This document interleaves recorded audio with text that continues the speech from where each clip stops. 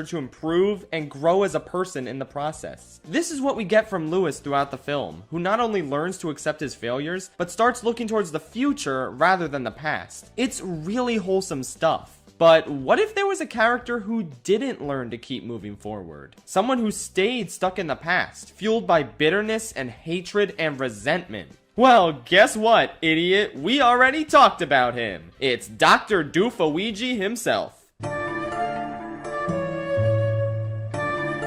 Meet the Robinsons has a pretty novel and clever story, but one thing that is not novel is how the twists are laid out. So it turns out, after all this concern Wilbur had that Lewis's hair would be a dead giveaway to his family that he's from the past, and the fact that Lewis and Cornelius are both inventors, and we don't really know what Cornelius looks like, and the fact that the PB&J canon is yeah, Lewis is Wilbur's dad, it's pretty easy to tell early on. And after this scene where Bowler Hat Guy meets Goob, and starts to get really invested in this story about Goob getting beat up after losing the big ball game for his team, yeah, Bowler Hat Guy is Goob. Like I said, they're pretty obvious twists. Not bad, just obvious. It's like some people thought the familial connections in Coco were obvious twists, but I still managed to be surprised by them as an adult. With this movie though, it's on another level. I probably would have called these twists far ahead of time if I was watching this for the first time nowadays. With that said, they were shocking to me as a 9-year-old, so shut up. What I do like, however, is the fact that these twists don't think they're more shocking than they are. Unlike some other Disney twist reveals with the words his, that, mistake, and was in the script. I don't think the intention here was trickery, just withholding out information so the kids can have a novel moment of shock. But why is Bowler Hat and most deeply sad motivation he could